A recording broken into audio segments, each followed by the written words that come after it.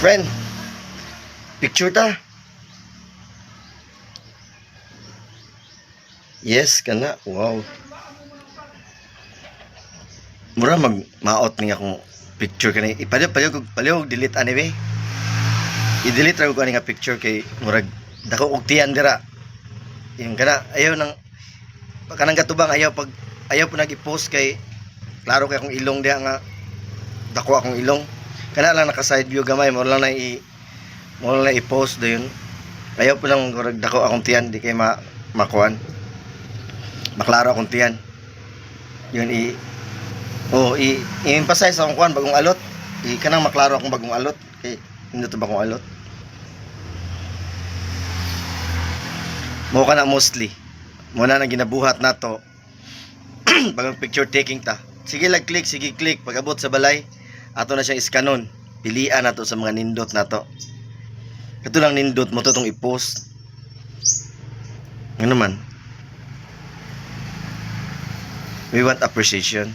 Gusto daigon ta. Gusto nato makita sa mga tao nga nindot, ang mga nindot lang nga mga angles, nindot lang nga lights, nindot lang nga kanang blend sa nature, ingon ana lang. Nindot lang nga collaboration sa imo ang presence ug sa background, ingon ana lang. Ang gusto nimong i-post.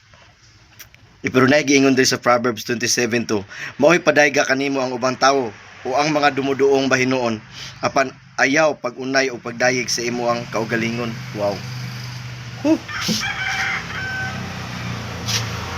Mo'y padaygo nato ang mga tao sa ato ang sa mga hiyas nga naa nato.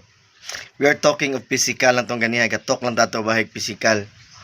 Nga mga kana bang mag-picture bitaw ta or nato ay mga gathering nga mingon nga la klaro kay akong kuan dia ala maot ayun na nakita akong kuan na mga technicalities na lang sa to ang personalidad nga makita dia sa picture taking. Pwede i-delete na, pwede ay lang nag-i-appeal nga natay mga comment something like that. Mo na siya sa physical nga bahin.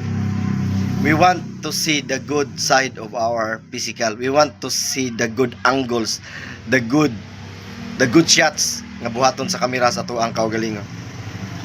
What's worse? There is Ecclesiastes 2:18-19. Walay bilik. No.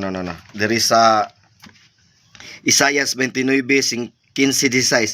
Alaot katong nagtago sa iyang plano ngadto sa Ginoo o gusto magbuhat diha sang kangitngit og nag-ingon walay makakita kanamo o masayod sa among gibuhat. Gibalit-ad nila ang mga butang. Mas importante ba di ay ang lapo kaysa magbubuhat sa kulon? Makaingon ba ang binuhat sa iya ang magbubuhat dili ikaw ang nagbuhat kanako? Wala kay igong panabot. Yes, we often do things in private but we want to expose good things in public. Natay karakter nabantayan ginako ni maskin sa akong kaugalingon pag nako sa church mostly po I don't know if the other members do the same this natay community karakter naputay house karakter nay tao nga pag-abot sa komunidad grabe ka maayuhon pero pag sulod nila silang balay ngilad kay batasan nana siya nga karakter.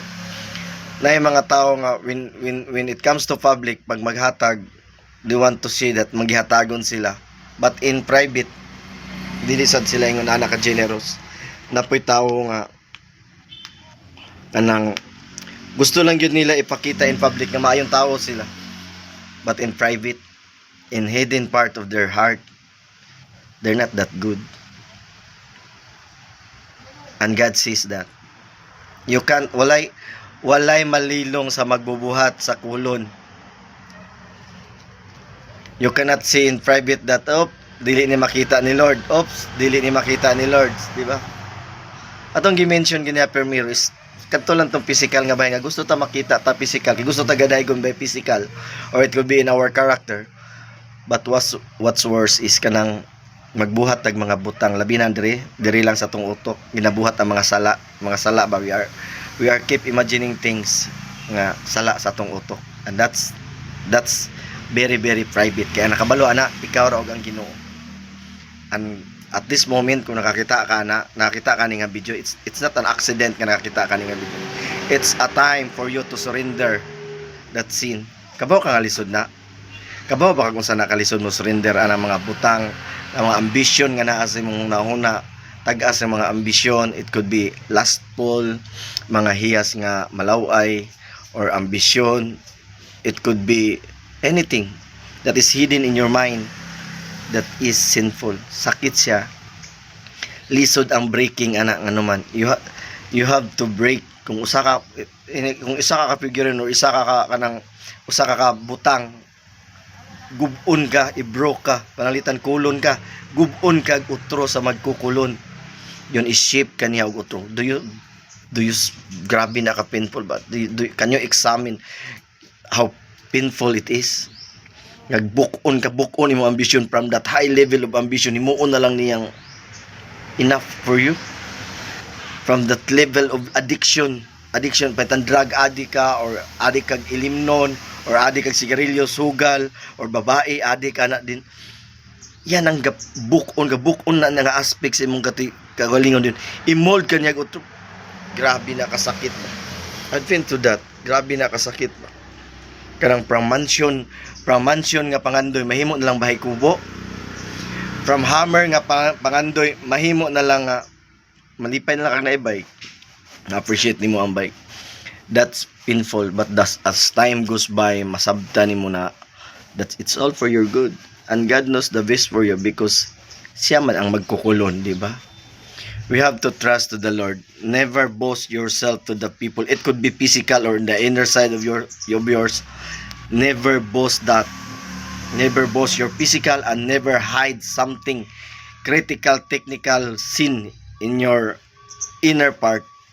Kay mo man na siya unya ang delikado dito sa judgment po. So let's keep our outer appearance clean as well as our inner appearance. Di ba? So yun na lang. To God be the glory. God bless sa tanan. Another day, another verse.